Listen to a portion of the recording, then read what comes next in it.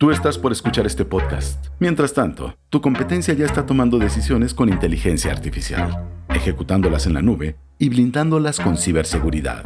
La diferencia entre solo escuchar y disrumpir está en una sola decisión. Kio, made to disrupt. Infraestructura y tecnología en www.kio.tech. Bienvenidos a Tecnófagos, devoradores de tecnología. El día de hoy hablaremos de una frontera robot.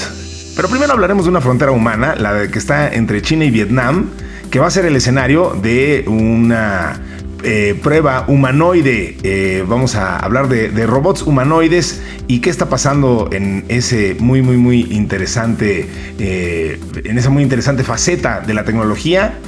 También, y pues ya que estamos en esas, hablaremos de una lucha de gigantes, porque los gigantes tecnológicos pues dijeron ya estuvo bueno de Nvidia, les dio envidia lo bien que le está yendo a Nvidia y dijeron pues nosotros también queremos tener un dominio hegemónico como sobre la industria de los chips, y vamos entonces a tocar ese tema importantísimo para el futuro de la humanidad, que es el futuro del desarrollo de chips tecnológicos. Vamos a hablar de calor nórdico, una batería de arena, que le da la energía necesaria a la arena, con una tecnología finlandesa que está en expansión. Y vamos a hablar de algo de orgullo nacional, porque, con el título de Transformación Local, hablaremos de una nota sobre el Solve for Tomorrow, este torneo de Samsung, que, fue ganado por una iniciativa mexicana contra la sequía. Así que tecnología aplicada de forma muy inteligente, de forma muy interesante. Y así de interesante esperemos que esté este episodio que ponemos a su disposición de este podcast que llamamos cariñosamente Tecnófagos, devoradores de tecnología, que inicia ahora. Kio presenta el podcast de Tecnófagos, una mesa de alta especialidad servida para ti en 3 tiempos.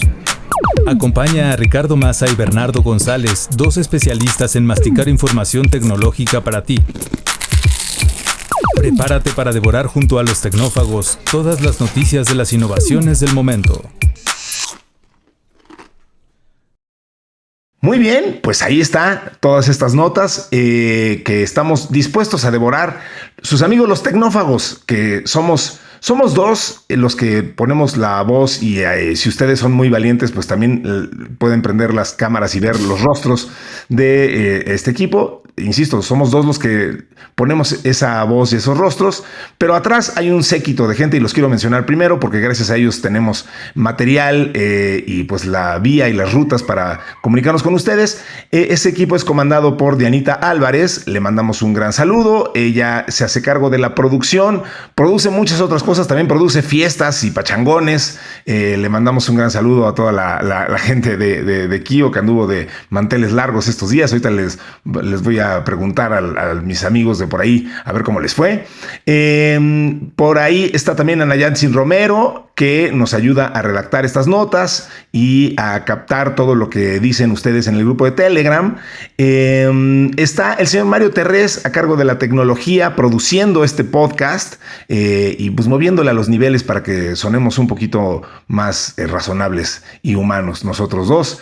Que somos esos 2 que yo decía al principio. Uno de ellos soy yo, Ricardo Maza, servidor y amigo. Y del otro lado, en su propio micrófono, ustedes ya lo conocen, es experto en tecnología y muchas otras ciencias y artes macabras circunvecinas. Bienvenido, como siempre, a tu micrófono de honor, mi querido Bernardo González. Bernie, para los cuates. ¿Cómo estás, mi querido Bernie? Pues estoy un poco lampareado, como bien acabas de mencionar, por esto de la fiesta que me desvelé. Estas fiestas que hace Kio siempre son extraordinarias, muy divertidas, una gran convivencia. Aparte las hacen temáticas. En esta ocasión fue Mexa, el tema de la fiesta. Y pues es muy simpático ver toda la gente con el gran entusiasmo cómo se disfrazan algunos. Yo particularmente también le entré al tema de los disfraces. Fíjate que fotos tuyas caracterizado no he visto. Ahí me debes una, fíjate. Sí. Voy a mandar una. Igual y luego la compartimos ahí en Tecnófagos para reírnos un poco. Pero la verdad que nos la pasamos bastante bien. Pero bueno, no importa. La tecnología siempre es lo más importante. Y vamos aquí a reseñar estas notas tan interesantes con todo lo que está sucediendo. Pues con el vertiginoso ritmo que sigue llevando, ¿no? Hoy en la mañana estaba leyendo Un tema que seguramente tú conoces muy bien, acerca de los medios y la producción de contenidos. La empresa Netflix compra a la Warner Brothers con todo y HBO Max y no sé cuántas cosas. Así es. Se va a poner muy interesante todo esto, ¿no? Sí, estamos regresando a una época de pocas empresas gigantes proveedoras de contenido que además nos hacen pensar en una oferta que regresa pues justo a como se creó el cable, ¿no? O sea, de pronto resulta que fuimos a un viaje muy largo por las OTTs y regresamos a lo que teníamos antes, nomás que ahora está más caro. Es muy interesante cómo los modelos tienden a repetirse, pero pues sí, es que resulta que la gente, las personas normales como tú, como yo, todos los que estamos escuchando esto, pues queremos contenido y lo que queremos es contenido de calidad y tampoco queremos estar seleccionando por ahí por 10,000 plataformas diferentes. Entonces quieres que alguien cure ese contenido por ti y pues hoy en día que los algoritmos lo hacen con tanta certeza, pues vaya, como que parecería que sería más fácil esto, ¿no? O sea, a ver, ¿te gustó esto? Pues te va a gustar esto también. Y pues la verdad es que cuando prendes la tele no tienes muchas ganas de pensar y estar ahí seleccionando, ¿no? Entonces, en fin, sí, bien interesante. No se veía venir eso, pero un merger ahí gigantesco que ronda los $80 billion, adquirir todo ese catálogo y pues ya platicaremos de eso. Oye, Bernie, y además hoy tenemos otra sorpresa que es que vamos a tener una entrevista con una persona bien interesante. Él es Gonzalo Weisman, la mente, el creador y el CEO de Hashi, una plataforma, hablando de contenido, una plataforma de contenido corporativo hecho con inteligencia artificial que pues es orgullosamente latinoamericana y además pues, este cuate, la verdad, desde que lo conocí me impresionó muchísimo. Tiene 23 años y ya es speaker de TED, reconocido por el MIT, de los 35, de estas listas que hacen de 35 under 35. Ajá. Y bueno, fue distinguido por la ONU, en fin, un overachiever en toda la extensión de la palabra, y que nos va a platicar un poco de cómo estamos en términos de AI aplicado específicamente en esto, en generación de contenido. Y bueno, pues lo que yo he podido ver de lo que hace Hashi en creación de avatares y de dándole voz a los LLMs, y poniendo a hablar a tu pues a tu recepcionista o a tu speaker o a quien quieras que hable en pos de tu compañía, es bien interesante. Entonces, pues vamos a tener esa plática también. Aquí en este episodio nomás vamos a poner un cachito, como un excerpt, llamarían por ahí, de la entrevista y vamos a subir el link para que vean la entrevista completa en YouTube, ¿no? Perfecto. Entonces, pues todo eso tenemos el día de hoy, Bernie, así que vamos a meterle pata porque si no, se nos vuela el tiempo y ¿para qué quieres? Exactamente, entonces, vamos. Vamos a lo que nos truje. No dejen de contactarnos. Conéctense a Telegram. En Telegram ahí está nuestro canal. Simplemente busquen la palabra Tecnófagos. Suscríbanse ahí y ahí podrán interactuar con nosotros y con toda la gente que sigue este podcast. Y pues ahora sí, vámonos a nuestra primera nota de hoy que se llama Frontera Robot, mi querido Bernie. Vamos. La entrada de hoy. Una fresca selección con las noticias del momento. China ha elegido su frontera con Vietnam para un experimento que es poner a trabajar los robots humanoides más avanzados de UBTech. Este acuerdo firmado entre UBTech y un centro especializado en robótica asciende a 264 millones de yuanes y establece el despliegue del modelo Walker S2 en distintos tipos de escenarios, paso fronterizo, zonas logísticas y complejos industriales. Según la compañía, los humanoides estarán destinados a orientar flujos de personas, organizar operaciones de transporte interno y realizar inspecciones estructuradas en instalaciones vinculadas al acero, el cobre y el aluminio. UBTech asegura que ya ha empezado a entregar los primeros lotes industriales de este Walker S2 y que su objetivo es acelerar la producción a escala con la vista puesta en fabricar miles de unidades y reducir los costos para que los humanoides entren en entornos reales, que es en realidad todo el objetivo de este experimento, Bernie. El despliegue de UBTech encaja en una tendencia más amplia dentro del sector público chino. La oficina migratoria de Shenyang ya utiliza robots para tareas diarias como apoyo en flujos de personas y servicios informativos. Lo relevante importante no es solo que los humanoides tengan contratos y funciones asignadas, sino el lugar donde van a probarlos, porque pues una frontera es, como sabemos, un espacio muy regulado, hay gente en tránsito, hay mercancías, hay controles, hay pues, tiempos ajustados. Entonces, si funcionan ahí, va a ser más fácil plantear nuevas aplicaciones en otros contextos, pues también así de complicados y públicos, ¿no? Entonces, está muy interesante que se pruebe en algo tan dramático como a veces puede ser una frontera. Sí, absolutamente. Y fíjate que esta semana tuve la oportunidad de estar en un evento con esta empresa que hemos mencionado mucho aquí, de origen chino, Huawei. Sí. Y una de las cosas que comentó uno de los directivos de la empresa es que actualmente en China tienen más de 400 modelos de estos LLMs, que acá en Occidente pues tenemos una lista como de unos 7, 8 que son los más famosos, que todo el tiempo estamos viendo cómo sacan uno nuevo y qué es lo más potente que pueden hacer ahora. Pero el número de 400 me parece bastante grande. ¡Qué locura! ¿No? Y eso sumado pues a todo lo que se ha comentado también en las últimas semanas, aquella declaración de Jensen Huang de que China está a punto a nanosegundos o ya ganó esta carrera de la inteligencia artificial, pues esta nota lo viene a reforzar. Totalmente. En un terreno no menos importante, que es la robótica, ¿no? Porque si bien todos estos modelos que trabajan con software, estas herramientas que hemos estado usando estos últimos 3 años, los ChatGPTs, Gemini, Cloud, etcétera, etcétera, pues imagínate cuando lleguen al plano físico y lo que van a poder hacer tanto en las empresas, en la industria, hasta nuestras casas, va a ser algo muy sorprendente, ¿no? Hay muchas compañías muy activas alrededor del mundo, pero digamos que el top 10 en esta categoría de los robots humanoides, pues al menos yo ahorita saqué un análisis de unas 4 americanas, 3 chinas, una canadiense, una noruega y una del Reino Unido, ¿no? Más o menos así es como se está distribuyendo el origen de esas compañías que están trabajando, ¿no? Y hay otras noticias que también tú y yo hemos comentado que pues vienen a reforzar este tema, ¿no? Sí. Aquel anuncio que salió en todos los medios donde la junta de accionistas le aprueba a Elon Musk en la empresa de Tesla este incentivo de $1 trillón si llega a una serie de metas, pues resulta que una de esas metas es particularmente vender 1 millón de unidades del robot humanoide Optimus, ¿no? Que pues sigue avanzando el desarrollo y cada vez es muy capaz, ¿no?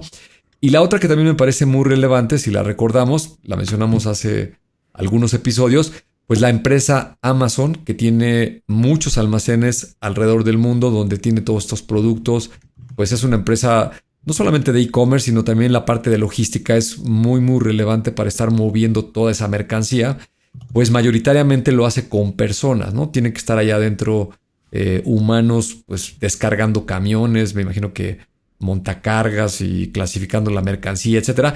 Y hoy en día pues está apoyado fuertemente por mucha tecnología, ¿no?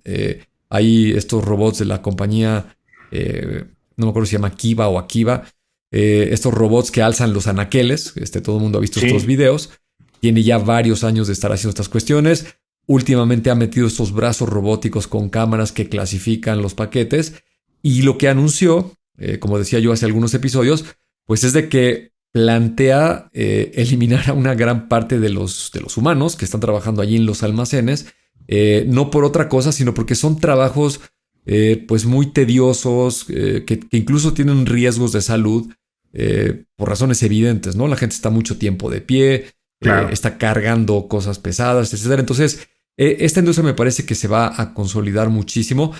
No sé si el anterior o uno antes les compartimos ahí en el grupo de Telegram este video de la empresa Figure, el modelo 03 particularmente, que tenía un segmento del video. Son estos videos que la gente de marketing hace extraordinariamente bien y luego sobrevenden los conceptos. Pero lo que sí es cierto es que puedes ver que de una u otra manera... digo, sin agraviar a los presentes. No, por favor. Hemos comentado mucho este tema, ¿no? Pero no importa, ¿no? De cualquier manera, lo que se busca es plantear lo que hoy se puede hacer y un poquito lo que se va a poder hacer próximamente, ¿no? Pero te puedes dar cuenta muy rápidamente que estos robots se van a desarrollar muy rápido, con muchas habilidades.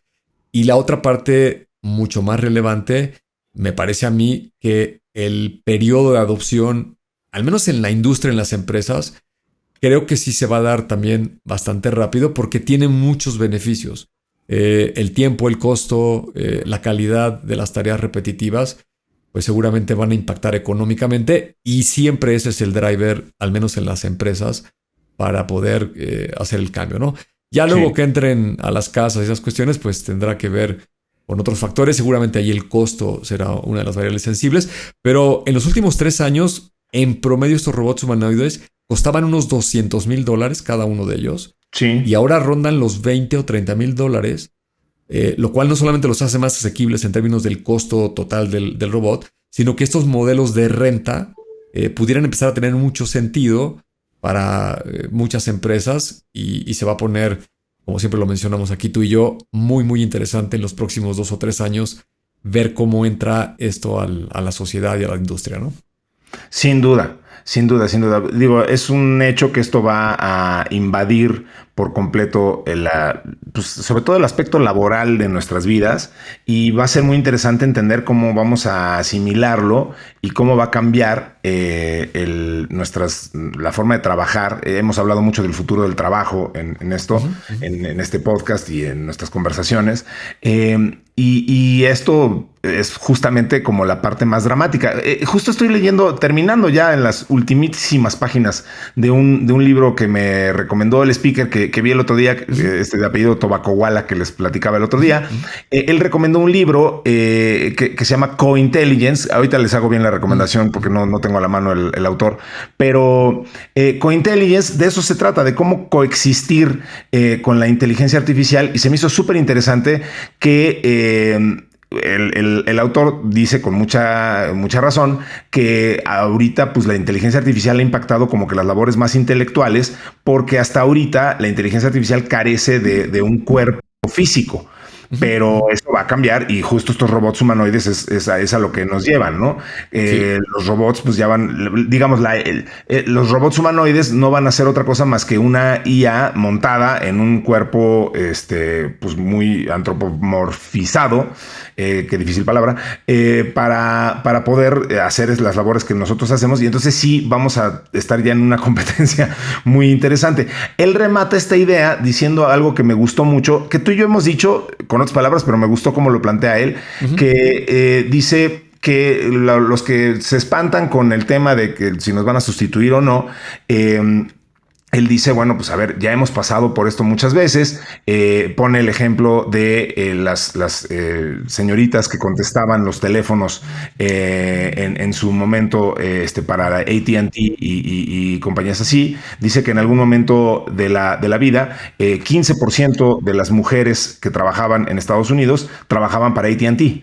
Y bueno, pues esa industria de ser pues, telefonista se acabó, y esas mujeres, dice, pues no se fueron a la calle, ¿no? O sea, agarraron otros trabajos y se adaptaron a las nuevas tecnologías y tal. Todo esto ya lo hemos platicado. Lo que me gustó es que él dice, bueno, a ver, herramientas para hacer cosas las hemos ido adaptando todo el tiempo, las calculadoras, etcétera. Entonces, él pone un ejemplo de un amigo que tiene él, que le gusta la carpintería, y tiene un taller de carpintería instalado ahí en su casa con herramientas muy sofisticadas, y dice, bueno, pues en cualquier momento yo pienso, cuando mis amigos me empiezan a hablar de que si la IA nos va a desplazar, estando en casa de este cuate, yo les digo, bueno, ¿por qué no te paras ahorita y agarras las herramientas de este cuate y te pones a hacer un mueble de caoba, ¿no?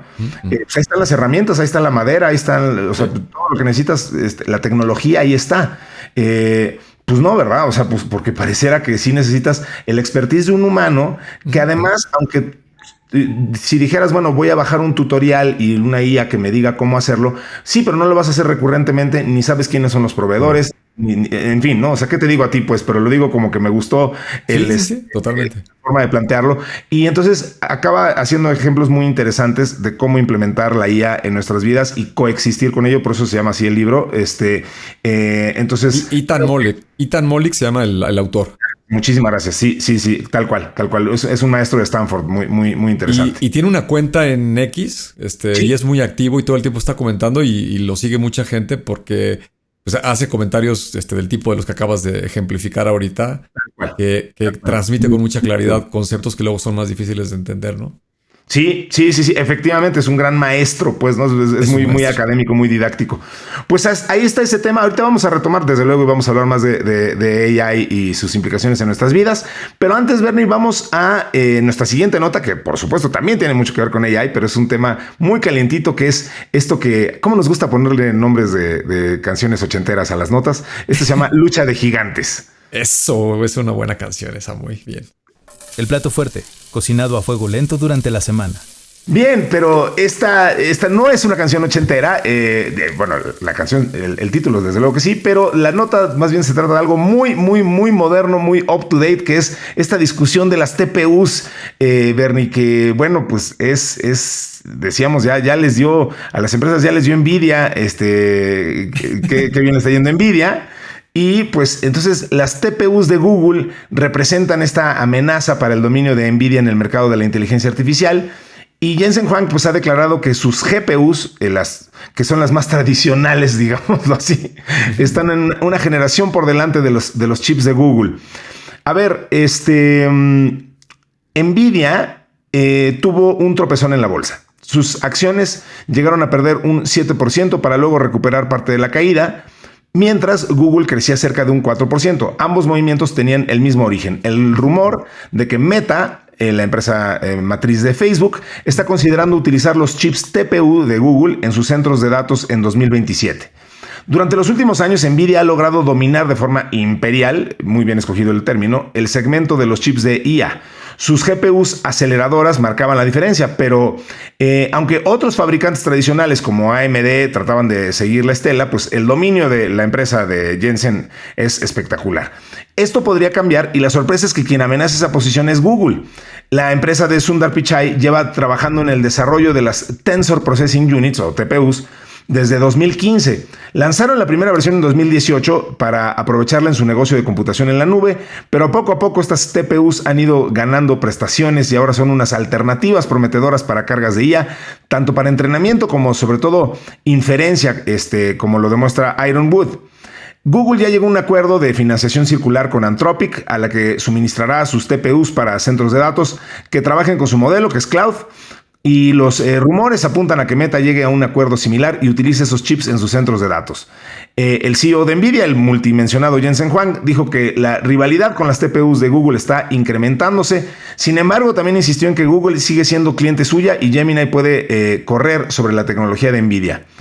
A ver, Benny, pues aquí estamos en el punto neurálgico de la tecnología de hoy y del futuro, porque el desarrollo de chips propios pues es prometedor, pero Nvidia sigue teniendo un comodín espectacular con CUDA, que es la plataforma estándar de desarrollo, que además es de código abierto, ¿no? O sea, de desarrollo de soluciones de IA en la industria. Entonces, el efecto red que tiene esto, el ecosistema que le da, pues va a ser muy difícil de superar. Claro que Google, si alguien tiene los recursos para intentarlo, pues es Google, ¿no? O sea, yo no sé, Bernie, a mí me costó mucho trabajo entenderlo. El libro de The Chip War me ayudó muchísimo a entender la dimensión y de la importancia que tiene esto y de qué tanto de verdad la humanidad misma entera recae en esto, y por qué es tan importante y por qué tantas empresas tan grandes están buscando alternativas a la hegemonía de Nvidia, porque pues sí, o sea, todos necesitamos chips, todas las industrias los necesitan, y el que muy poquitas empresas tengan la posibilidad de, 1, diseñarlos, 2, fabricarlos, y 3, distribuirlos, pues sí nos hace unos cuellos de botella muy importantes. Y si a TSMC o ASML o el propio Nvidia se resbalan con una cáscara de plátano, el mundo se va de cuernos, ¿no? Entonces eso le pone muy nerviosos a muchas personas, y entonces por eso se están buscando todas estas alternativas, además de pues por lo sabroso del negocio de entrarle a ese pastelote, ¿no? Sí, absolutamente. Híjole, esto es como una novela, ¿no? Y por eso me apasiona todos estos temas. Vas leyendo y vas conectando en tu cabeza los diferentes conceptos y las noticias y lo que está pasando.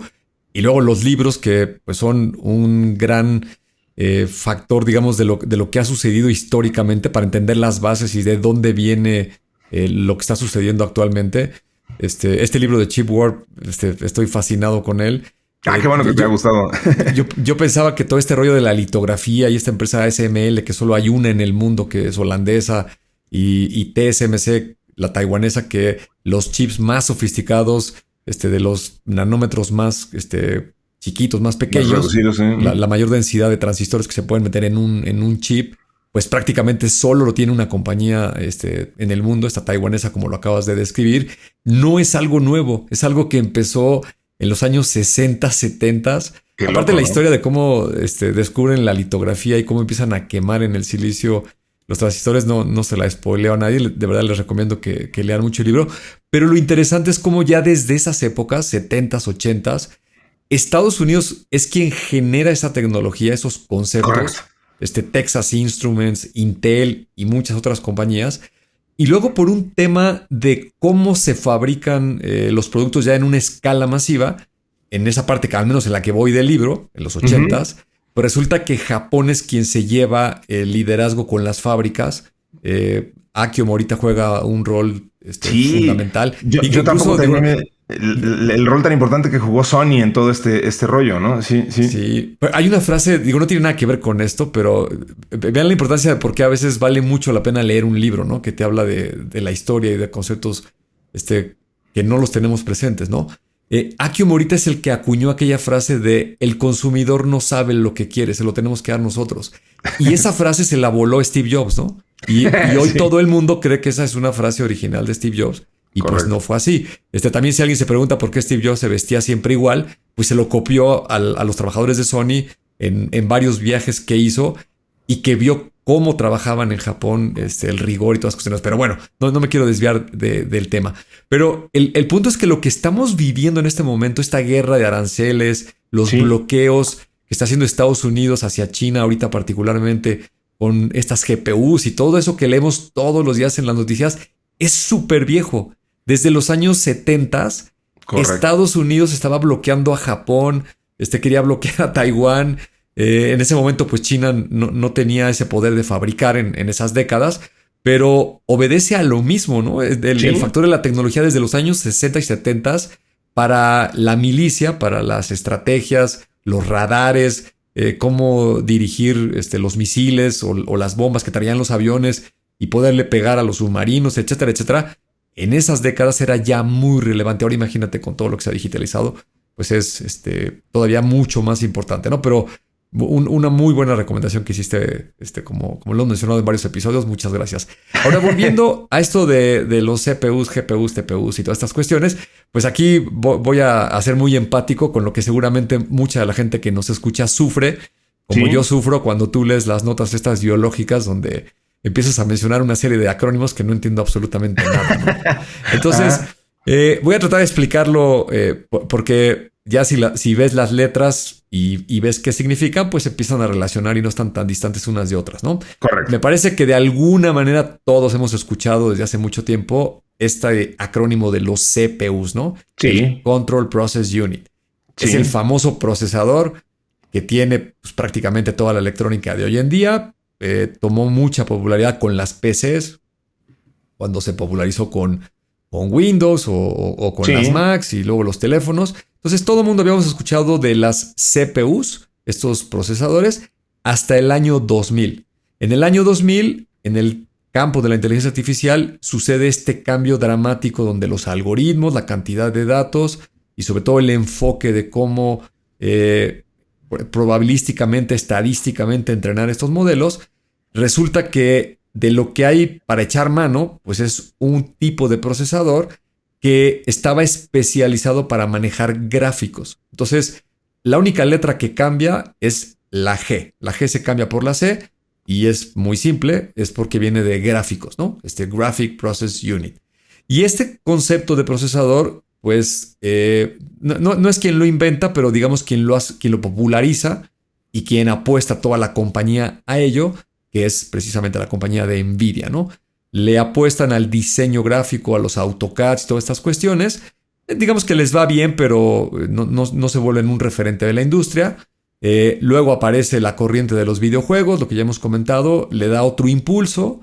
Luego vienen las criptomonedas con el Bitcoin y vuelve a tomar otro acelerón. Y finalmente se corona en el mundo como la compañía más valiosa estratégicamente por muchas razones, pues ahora con todo lo de la inteligencia artificial, ¿no? Y pareciera que pues ahí todo se concentra en estas famosas GPUs de las que ahora todo mundo habla. Pero no es así. La empresa Google, como bien lo dijiste, tiene muchos recursos y ellos deciden todavía especializarse aún más. Y en 2015 crean, ellos tampoco son los creadores como tal del concepto del procesador, pero lo mismo que NVIDIA, pues es quien lo populariza y lo lleva a una escala mucho más grande. Y aquí se cambia la letra T, ¿no? T de Tito. Sí. Llevamos C, G y T, ¿no?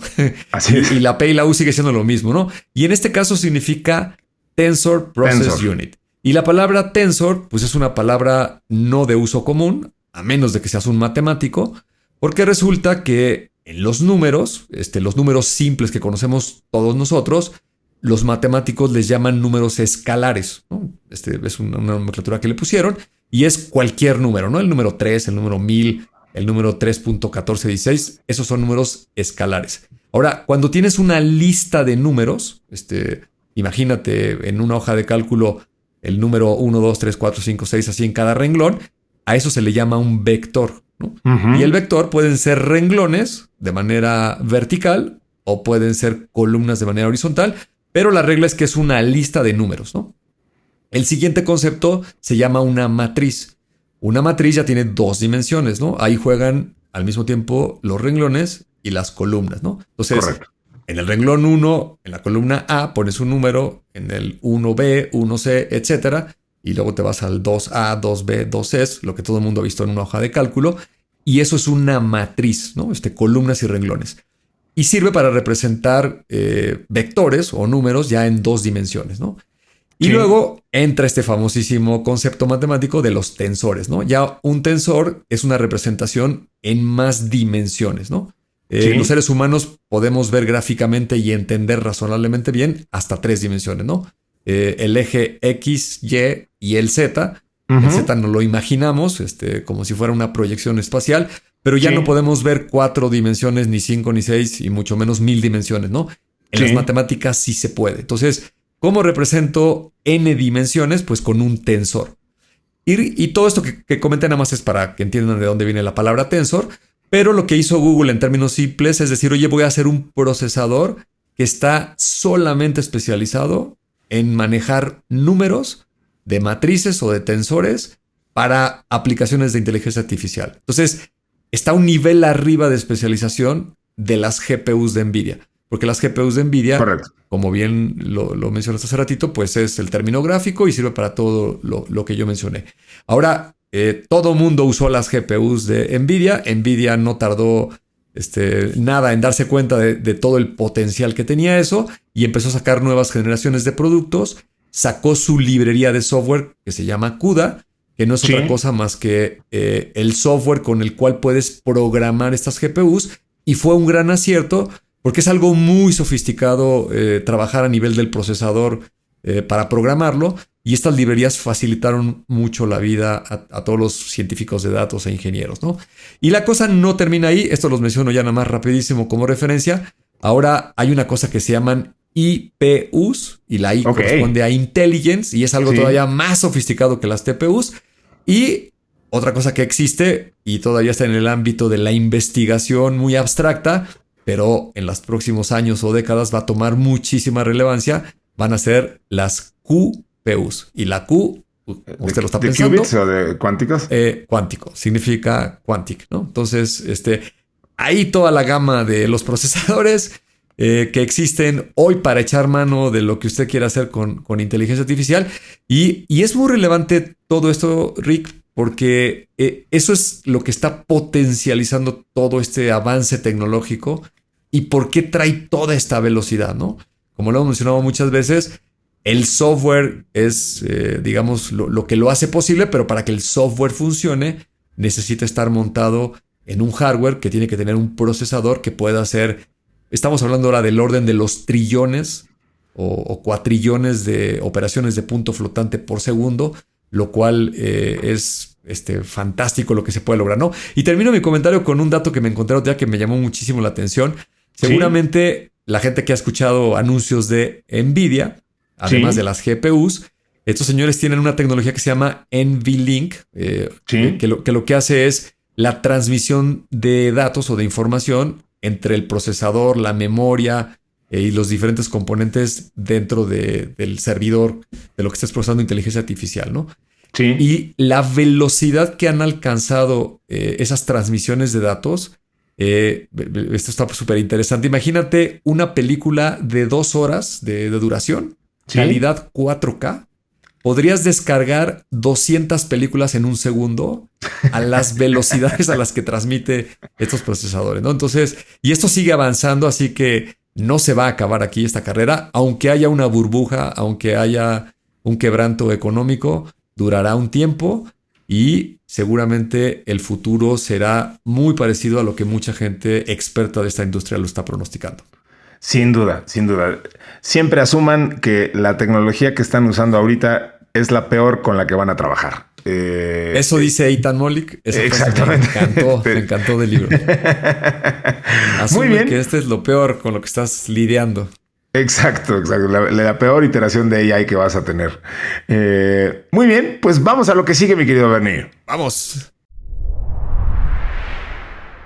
Bueno, y lo que sigue se llama calor nórdico, un aparente oxímoron, porque pues uno piensa en países nórdicos como Finlandia, que es de quien vamos a hablar, y pues uno piensa en lugares más bien fritos, ¿no? Sí. Pero bueno, a ver, Finlandia va a construir la mayor batería de arena del mundo, lo que le permitirá prescindir, Bernie, de un 80% del gas natural en calefacción. Obviamente, pues sí, Finlandia requiere muchísima calefacción, justo porque es un país extraordinariamente frío, pero bueno, a ver, pues Polar Night Energy y Lahti Energía han alcanzado un acuerdo para construir un sistema de almacenamiento térmico a escala industrial destinado a la red de calefacción urbana de Vaski en Finlandia. ¿Qué es una batería de arena, Bernie? Yo pensaba, lo platicábamos antes de empezar a grabar, suena a algo que fuera como un reloj de arena o algo por el estilo, pero no, o sea, utiliza arena para almacenarte de forma térmica de alta temperatura, utiliza arena u otro material granular para guardar energía procedente de fuentes renovables. Entonces se calienta el material mediante electricidad limpia y ese calor queda disponible durante meses si es necesario, sin química, sin escasez de materiales críticos, bastante limpio y bastante eficiente este sistema. El objetivo obviamente es ofrecer a los clientes locales una energía de muy bajas emisiones y con un costo muy predecible, incluso en un contexto energético cada vez más volátil como el que vivimos hoy. Con una potencia térmica de 2 megawatts y una capacidad de almacenamiento de 250 megawatts, se convertirá en el mayor sistema de almacenamiento en arena del mundo una vez finalizado. Según las estimaciones de la empresa, la batería de arena permitirá reducir alrededor de un 60% las emisiones de origen fósil en la red de Vaski. Este descenso se explica sobre todo por la reducción del uso de gas natural en aproximadamente un 80%, además de una disminución clara en el consumo de astilla de madera. Las obras inician el próximo año, ya o sea, a principios del 2026, con finalización prevista para el verano del 2027. Y pues va a permitir generar y almacenar calor a temperaturas superiores a 500 grados centígrados, ampliando las posibilidades de usos industriales en el futuro. La tecnología de Polar Night Energy ha sido incluida en la lista de los mejores inventos de 2025, como no, de la revista Time. Y entonces pues no es solo una cuestión de eficiencia, es un giro decidido hacia un modelo energético que evite combustiones innecesarias y aproveche el calor renovable cuando la demanda es baja. Pues aquí nos entusiasma mucho siempre que leemos estas notas de nuevas formas y alternativas de, sobre todo, hacer la energía eficiente y limpia. Y pues parece que esto cumple con todo este checklist, ¿no, Bernie? Sí, absolutamente. Estábamos acostumbrados a ver baterías que de alguna manera u otra utilizan química y tienen pues implicaciones o riesgos. Y esto pues es muy natural, ¿no? Es simplemente arena que tiene propiedades físicas de alta densidad. Y la clave, porque lo reseñaste y lo explicaste muy bien de cómo funciona, el otro componente es el contenedor en donde la guardan, ¿no? Estos son toneladas de arena que le pasan aire muy caliente, como lo mencionaste, entre 500 y 600 grados centígrados. Sí, que la arena se calienta a esa temperatura y luego lo que hacen es que lo meten en una especie de silo, que la clave está en el aislamiento de ese silo, ¿no? En el material que tiene para no dejar escapar el calor. Entonces las propiedades de la arena, que es muy densa, hacen que el calor se vaya escapando lentamente de los granos de arena, pero el contenedor, como su nombre lo dice, valga la redundancia, pues contiene el calor térmico, y entonces a lo largo del tiempo la pérdida calórica es muy, muy pequeña, ¿no? Entonces eso hace que puedas almacenar ahí energía en forma de calor. No es que tengas electricidad, sino más bien tienes un elemento muy caliente que luego lo puedes utilizar para generar electricidad. Tal vez el uso más evidente y directo es le podrías hacer pasar una tubería de agua por esa arena que está muy, muy caliente. El agua se calentaría demasiado, produciría vapor y entonces podrías, bajo otro mecanismo, una turbina o algo, generar electricidad. O, como lo apuntaste por el caso del país donde está ubicado muy al norte, sí, pues podrías pasarle aire, extraer un poco de ese aire y muy caliente y llevarlo a las ciudades, a los edificios, a las casas en forma de calefacción, ¿no? Entonces, lo interesante es de que no se degrada, no se desgasta, y también muy importante, a diferencia de las otras baterías, es de que no pierde capacidad con los ciclos, ¿no? Las baterías químicas las estás cargando y al usarla la descargas y luego la vuelves a cargar. Eso se llama un ciclo. uh-huh. Y aguantan un número determinado de ciclos, ¿no? Después de, no sé, 3,000, 5,000, 6,000 ciclos, depende de la tecnología, la batería acaba por desgastarse y entonces ya no tiene capacidad de seguir almacenando energía eléctrica. En este caso, como es arena, pues la puedes estar calentando y absorbiendo su calor todas las veces que quiera. Pues es muy amigable con el medio ambiente, y pues uno de los inventos del ser humano bastante, bastante útiles, sobre todo ahora que estamos hablando de tanta necesidad de contar con energías y energías limpias, ¿no? Para toda esta tecnología. Sin duda que sí. Insisto, son de las notas que celebramos. Así que bueno, pues ahí queda esto que está ocurriendo en esta zona de Baxi. Creo que dije Basqui un par de veces porque una pequeña dislexia que tengo, y además es la misma que luego me hace decir Bansky al artista urbano. Entonces, perdón, pero es Baxi en Finlandia. Okay. Bueno, Bernie, tenemos una última nota el día de hoy, pero antes de eso quiero hacer dos avisos importantes, si me lo permites. Sí. Uno de ellos es que, a ver, todo mundo está publicando su lista de Spotify, su Wrapped, como le llaman, del año. Incluso hasta puede ser un poquito annoying de pronto que abres las redes sociales y es lo único que te encuentras. Este año lo que pusieron, y lo que sí hay que celebrarles, es que sí encuentran formas de innovar en esto cada vez. Ahora lo que hicieron fue encontrar la edad musical que tenías de acuerdo a la música que reproduces. Tengo que decir que a mí me encontró una edad musical de 90 años, lo digo en serio, lo subí a mis redes sociales, porque luego me pongo a oír cosas de verdad bastante antiguas, y por andar oyendo ahí a Julio Jaramillo o hasta Chava Flores o cosas por el estilo, entonces me calculó 90 años de edad. No he checado yo el mío, pero lo voy a revisar a ver qué edad me calcula. Entonces, bueno, ahí está eso, pero pues también nosotros como creadores de contenido que somos, pues también nos da nuestro rap del año, y tengo que decir y agradecerte y agradecerle al señor Terrés y agradecerle a Diana y agradecerle a Ana Jansin y agradecerle a todo el mundo, pero sobre todo a la gente que nos escucha, que nos fue requete bien este año. Tecnófagos estuvo básicamente pues todo el año rankeando muy, muy, muy, muy alto. Terminamos el año en el segundo lugar como el segundo podcast de tecnología más escuchado, y la verdad es que no tenemos más que palabras de agradecimiento y orgullo por ello. Muchísimas gracias a toda la gente que nos hace favor de escucharnos. En muchos momentos estuvimos en el primer lugar, y la verdad es que nos encanta saber que esta labor que hacemos con mucho cariño, pues está llegando a muchos oídos, y que la gente lo está apreciando. De verdad, neta, muchísimas gracias a todos por escucharnos un año más. Y por supuesto, pues gracias a ti, Bernie, por compartir una vez más este proyecto, un año más en algo que hacemos con tanto cariño. Exactamente, pues no tengo más que agregar. Tal vez simplemente sumarme al agradecimiento. Yo pondría en primer lugar a la gente que amablemente nos escucha. Parece ser que lo que reseñamos aquí, que produce todo el equipo, la variedad de notas que tenemos y tal vez la forma en la que la tratemos de comunicar, a algún grupo de gente le gusta. Este segundo lugar cuando haces el recuento de todo el año, pues evidentemente estamos hablando de México y estamos hablando de la categoría de tecnología, ¿no? No competimos con otro tipo de podcast que están sobre todo en el entretenimiento porque las diferencias son abismales, ¿no? Pero en esta categoría, a la gente que le gusta este tema, pues tenemos el placer de que nos eligen y por eso estamos muy bien rankeados y esperemos que así continúe hacia adelante. Sin duda que así será. Muchísimas gracias de verdad a todos por escucharnos.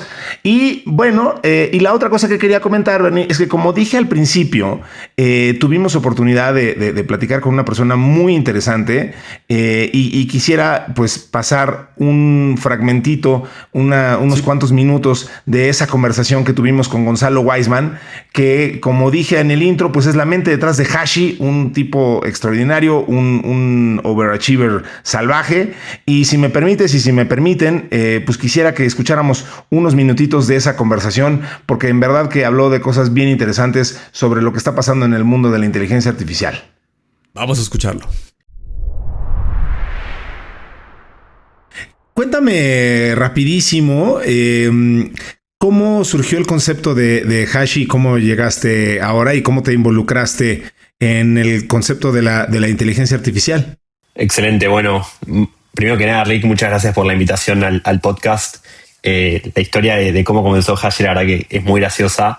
Yo esto fue más o menos 2022 que se lanza ChatGPT y yo en ese momento tenía una agencia muy tradicional de creación de contenido, de las típicas que iban todos los días al estudio a grabar, contratar actores, se olvidaban el script, era todo un gran lío.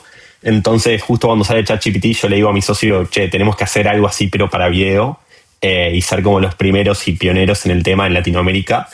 Entonces, ahí arrancamos con esa idea, pero claro, o sea, no teníamos mucha idea de tecnología, entonces era muy difícil armarlo de cero. Y un día en un desayuno por Miami conozco uno de los fundadores de Rappi y el tipo Andrés Bilbao se llama. Después de 40 minutos nos dice, che, yo invierto $200,000 en esta idea, vamos para adelante. Y bueno, en medio que en ese momento no le creí mucho, pero después de llamarlo por 40 días seguidos y perseguirlo y mostrarles avances, terminé invirtiendo realmente. Y eso la verdad que en ese momento no, o sea, nosotros lloramos de la felicidad, pero no, o sea, no podíamos comprender el valor que iba a tener eso para nuestra carrera y para lo que iba a pasar después en los próximos 3 años. Así que eso es un poco cómo arrancó y bueno, y hoy ya estamos en 10 países de Latinoamérica con un equipo de 30 personas y con 225 clientes, algunos líderes de la región. Y bueno, y ahí le estamos metiendo todos los días en crear el mejor producto posible. ¿Cómo definirías la oferta de Hashi pensando en un humano? En el mundo de hoy básicamente hay muchas herramientas de AI. El tema es que con una sola es imposible llegar al 100% del desarrollo de un video de 0 a 100. Cuando me refiero de 0 a 100 me refiero a lo que es la creación del avatar o de la persona, la creación de una voz, la creación del video en sí y también la creación de la edición y la postproducción del video. Y es muy complejo, de verdad. O sea, todos nuestros clientes antes de Hashi decían, yo para hacer esto necesitaba 10 herramientas y gastar 4 horas de mi tiempo para pagarle el sueldo a alguien que automatice todo esto y era muy complejo. Y ahora con Hashi vos podés crear una imagen, esa imagen convertirla en video y después decirle yo quiero que se mande 30 veces por WhatsApp y todo dentro de la misma plataforma. Entonces, de verdad somos la primera plataforma, como decimos en Argentina, apta para boludos por lo simple que es utilizarla y por la variedad de casos de uso que se puede utilizar. Por ejemplo, se puede hacer algo que se llama PDF to Video, que es, le subís un PDF, un documento de texto y le decís, haceme 30 videos a partir de esto en formato cápsula de 1 minuto y te crea 30 videos. Después les puedes pedir, tengo este Excel y quiero mandarle, cada vez que alguien compre un carro en Hyundai, por ejemplo, quiero mandarle un video felicitándolo por el modelo exacto que compró de carro. Lo puedes hacer también. Entonces, es como que puedes hacer de todo dentro de Hashi y todo el proceso de creación del video. O sea, desde que no hay nada hasta que clonás una voz, clonás una imagen y también clonás un estilo de edición. Entonces, todo eso se puede hacer en Hashi y básicamente eso es como a simples rasgos un poco sobre cómo funciona la plataforma y cuál es la oferta. La gente que escucha Tecnófagos son obviamente entusiastas de la inteligencia artificial y yo sé que muchos se están preguntando y te escucharán con mucha admiración. Y entonces se estarán preguntando, ¿se puede vivir y vivir bien hoy de tener mi propia empresa de AI? ¿Cómo cómo capitalizo mi talento en AI, qué tan sufrido ha sido este camino, cómo lo has vivido, qué consejos le darías a los AI entrepreneurs que en potencia que hoy hay y que nos están escuchando. Bueno, yo creo que la AI está creando una ola de entrepreneurs que increíble en el sentido de que hoy tenés varios AI entrepreneurs. Ahí hace falta hacer la división. Vos tenés los que crean la infraestructura, que son son gente que tiene una fábrica con 15.000 GPUs y ahí están creando modelos LLMs. Tenés los que están en el application layer, que ahí estoy yo, o sea, digamos por así decir, y todo Hashi. Y después tenés agencias que son, por así decir, de AI, que lo que hacen es contratan a Hashi y revenden eso para un subnicho en un mercado, no sé, en Guadalajara, ponele, por ejemplo, para cientos de clientes. Entonces, yo creo que los tres tenemos ventajas increíbles en la época que estamos, porque todavía, la verdad que sobre todo nosotros tenemos como mucho trato corporativo y el 90% de los clientes, cuando le preguntás cómo usan AI dentro de la empresa, te dicen que lo único que usan es ChatGPT y Copilot, literal, para todo. Y vos haces doble clic y le preguntás, ok, ¿cómo lo usan? Y lo usan, o sea, más que nada para resumir mails y cosas del estilo. Entonces, la verdad que lo que hemos penetrado todavía, sobre todo en Latinoamérica, es el 0,01% realmente de lo que se puede hacer con AI. Entonces creo que estamos en una época donde va a haber un gap de 3 a 5 años de mucha oportunidad para todo emprendedor que, no sé, haga un viaje a Silicon Valley de 3 meses y vuelva a América Latina diciendo yo voy a aplicar esto y va a tener por lo menos 3 años de poder hacer varios millones de dólares. Así que eso es un poco la opinión. O sea, siento que hoy ya se hizo muy fácil lo que es por así decir, el tener un producto listo para hacer el mercado. Entonces hay que enfocarse mucho en la distribución, en cómo uno marca la diferencia con el contenido y con el marketing. Pero eso. ¿Cómo le tenemos que hacer para que esos tomadores de decisión empiecen pues justo a adoptar inteligencia artificial, sobre todo los que hoy pueden sentirse reacios y dicen, no, bueno, sí sé que tengo que adoptar inteligencia artificial, pero no sé cómo, y entonces le tengo un poquito de respeto / miedo, entonces mejor no le entro o me voy a esperar a ver qué pasa y ver cuál es el tren? ¿Cómo abordar ese problema? ¿Cómo crear más cultura de la adopción de la inteligencia artificial? En resumidas cuentas, ¿por dónde le entramos y qué propone Hashi como ese punto de entrada? Bueno, hay algo que me encanta en el proceso de venta, es que yo creo que la AI lo que permite hoy es poder crear demos donde el usuario entienda que es mucho más simple y barato y fácil de lo que pensaba antes de pagar. Porque es como que antes, en los procesos digitales, uno tenía que pagar para después ver por así decir, el aha moment, ese momento donde te sorprende algo. Y yo creo que ahora, al menos como lo hacemos nosotros, es, no sé, supongamos que la gente de una empresa grande de México le interesa a Hashi. Nosotros, antes de que nos paguen nada, le mandamos un video con el caso de uso que nos describieron, diciéndole, este video se hizo en 5 minutos y costó 25 centavos de dólar. Entonces, cuando yo te mando una propuesta comercial y te digo que tenés 1000 videos por, no sé, $500 al mes y que se hacen rápidos y que cualquiera de tu equipo con 20 minutos al día los puede generar, es como que vas a probarlo por lo menos. O sea, no, es irrisorio que me digas que no. Entonces, yo creo que con AI, todos los que vendamos algún producto de AI o algún empaquetado de AI, es muy sencillo que esa primer prueba te la den, sobre todo si tenés contactos, ni hablas si tenés contactos en la empresa. Entonces, estamos en esa época en donde vender productos digitales por internet nunca había sido tan fácil y estamos con tasas de respuesta y de adopción históricas, no solo Hashi, sino cualquier producto de AI, o sea, es el momento para venderlo digitalmente. Entonces, en nuestro caso, por ejemplo, nos estamos expandiendo al mismo tiempo a Paraguay, Perú, Guatemala, México, Colombia, y me gustaría olvidando algún país, pero porque justamente por esto es contratar a una persona, darle todo el playbook de ventas y que haga demos siempre gratuitas, y con eso la gente dice sí o no, y en un 40% quieren hacer la prueba de 3 meses con descuento. Entonces, nada, eso es un poco el mensaje. O sea, es como que antes lo que costaba mucho, hoy cuesta poco, entonces eso que cuesta poco tiene sentido darlo gratis y que vean el valor de Hashi antes de pagar. Bueno, pues ahí estuvo esa conversación con el señor Gonzalo Weissman. Como dijimos, pues la conversación completa estará en nuestro canal de YouTube. Ahí les vamos a pasar el link en Telegram para que lo puedan seguir y ver la entrevista completa. En verdad, muchísimas gracias a Gonzalo y a Hashi por esa conversación. Y pues muy interesante lo que está pasando en el mundo de la inteligencia artificial. Por supuesto nos apasiona y por supuesto nos da orgullo que gente latinoamericana, él es argentino desde luego, pero que gente latinoamericana esté triunfando y haciendo startups que la estén rompiendo como lo están haciendo ellos, esté haciendo cosas tan interesantes. Bernie, pues vamos a nuestra última nota del día de hoy, si no dispones otra cosa. Vamos. Siempre queda un espacio para el postre. A ver, pues siguiendo con el tema de las cosas que están pasando en Latinoamérica, pues vamos a hablar del Solve for Tomorrow México 2025, porque un equipo del Colegio de Estudios Científicos y Tecnológicos del Estado de Morelos ganó el Solve for Tomorrow México 2025 con Attltech, un sistema autónomo que capta y produce agua en zonas con sequía. El proyecto está pensado para aplicarse en huertos comunitarios, cultivos de pequeña escala y zonas rurales sin acceso estable a agua potable. Este proyecto, Attltech, ganó la 12ª edición del Solve for Tomorrow México, una iniciativa de innovación educativa de Samsung que impulsa a jóvenes a resolver problemas reales de sus comunidades mediante herramientas STEM, de ciencia, de tecnología, de ingeniería y de matemáticas. Por sus siglas en inglés, dirían los que estén redactando en inglés, los que les guste ese tipo de redacción. Attltech propone un sistema autónomo de captación, condensación y potabilización de agua diseñado para comunidades que viven bajo presión hídrica severa.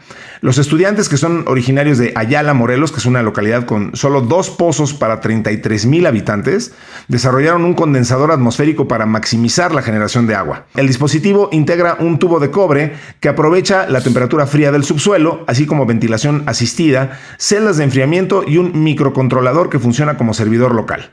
En conjunto, estas herramientas permiten monitorear datos de humedad, temperatura, nivel y calidad del agua sin conexión a internet. El sistema también incorpora algoritmos de Machine Learning que determinan el momento y la cantidad exacta de riego, lo que ha permitido reducir el desperdicio de agua en más del 40% en su huerto escolar y lograr picos de hasta 20 litros por ciclo de producción. Thomas Jun, presidente de Samsung Electronics México, destacó el valor del programa para el desarrollo de talento joven. Dijo: creemos que los líderes del futuro ya están aquí, jóvenes llenos de ideas, curiosidad y valentía de cambiar su realidad. Este programa les da la oportunidad no solo de aprender ciencias STEM, sino de usarlo para crear soluciones reales, transformar sus comunidades y conectar con el mundo. Pues nos pareció muy importante esto, Bernie, muy rescatable, muy loable, y qué importante que se estén haciendo este tipo de cosas en nuestro país. Y bueno, pues además para atacar problemas tan importantes como la sequía, ¿no? Qué dramático, caray. Sí, son de las notas que nos gustan mucho a ti y a mí reseñar aquí en Tecnófagos.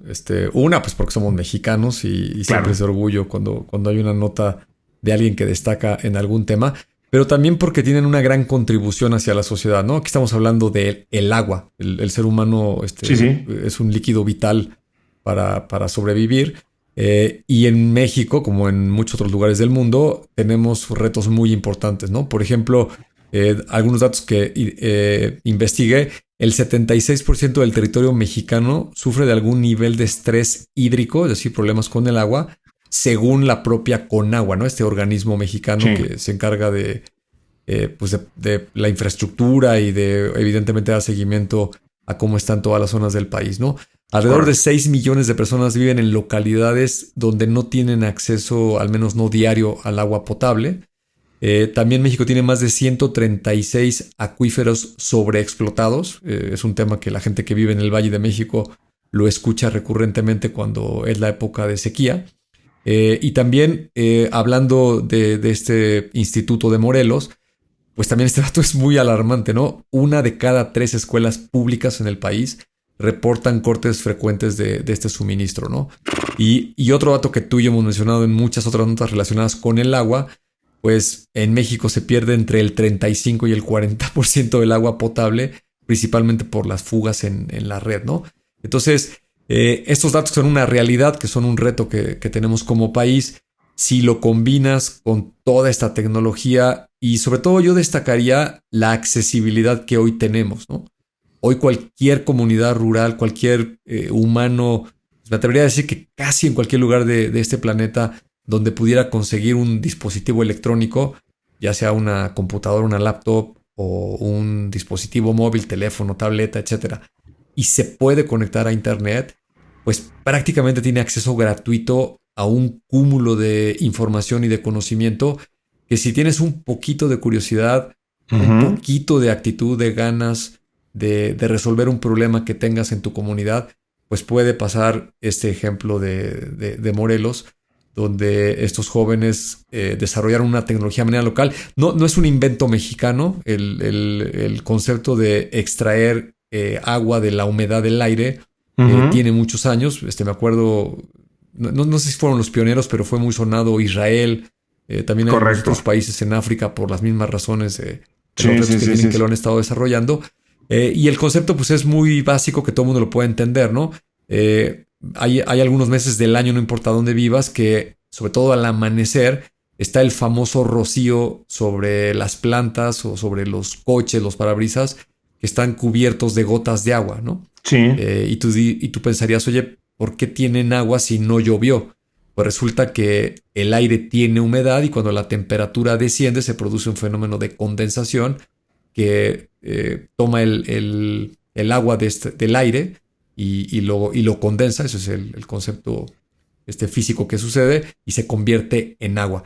Simplemente estos dispositivos pues lo hacen como tú lo reseñaste en la nota, y el que pueda una escuela, una familia, algún agricultor pues generar hasta 20 litros de agua potable en un lugar donde no tiene acceso, no tiene las condiciones, pues me parece que es algo que se debería de fomentar muchísimo en nuestro país, que los niños entiendan el impacto que tiene. Esto no nada más es quiero leer de tecnología porque soy nerd o porque me gusta o alguna otra cuestión, sino el impacto que ves en las vidas de las personas pues es muy medible, ¿no? Es muy tangible lo que se puede obtener.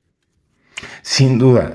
Pocas cosas tienen esa capacidad de medirse como el impacto que tiene este tipo de cosas. Así que coincido totalmente contigo. Y pues qué importante y qué bueno que estemos llevando ese conteo y podamos tener y medir ese impacto, porque vaya que sí, ese sí es un KPI y no fregaderas, ¿no? Eso sí es tener un impacto. Y no cosas mundanas con las que luego nos estresamos. Exactamente, eso es a lo que me refería. Eso es a lo que me refería. De eso sí nos deberíamos de preocupar y no tanto como siempre andamos preocupados del bottom line de las empresas. Pues bueno, Bernie, pues se nos acabó el tiempo. Quizá incluso hasta nos colgamos un poquito porque teníamos mucho que compartir entre la entrevista y entre las notas, y sobre todo pues celebrar que tenemos nuestras buenas nuevas que compartir de este Wrapped, que cerramos un año más en la preferencia de la gente que nos hace favor de escucharnos. Así que pues no se diga más. Muchísimas gracias a todos por habernos escuchado una semana más. Y pues nos veremos y nos escucharemos la siguiente semana, Bernie. Así es, en el siguiente episodio aquí en Tecnófagos nos escucharemos y nos veremos, quienes se atrevan a hacer eso en YouTube. Atrévase. ¿Quién decía eso? Atrévase a saber. Alguien por ahí tiene ese lema. Pues aquí estaremos la siguiente semana en esto que es Tecnófagos, devoradores de tecnología. Hasta entonces.